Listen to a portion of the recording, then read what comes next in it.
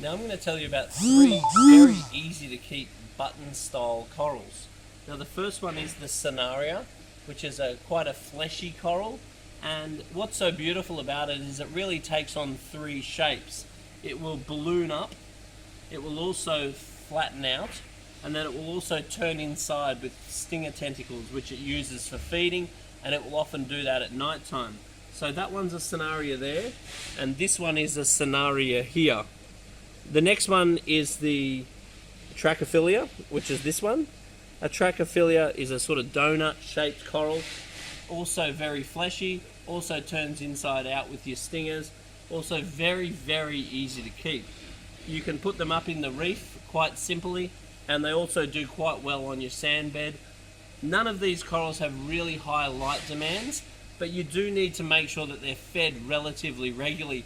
So if you choose a nutrient food source, whether it's just crushing some spectrum over the top of the coral, or using biocell or reef roids or any of those sorts of marine snow products, they really benefit from that. And when you are feeding these sorts of corals, if you can just squirt the food very lightly. If they've got their feeder tentacles out, don't squirt it at them hard or they'll retract quickly, and that's a defense mechanism, which means they may not be feeding, they may be defending themselves. And the last coral I'm going to talk about is the Scolly. Some of the colours and the striking contrasts of the Scollies are just absolutely amazing. From Australia, we get some really striking sort of candy apple style Scollies. So they're very easy to keep the nutrient up to them. They're not a coral that you want to keep in an absolutely nutrient poor environment. Feeding is something that they'll really benefit from.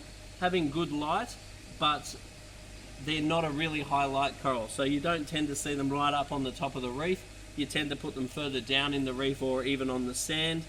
And then they are quite, they get stung fairly easily. So don't go putting them right next to a hammer or any more aggressive corals, because they definitely suffer if you put them next to any aggressive corals. So just give them a little bit of space so they can balloon out and not be in risk of getting attacked by more aggressive species.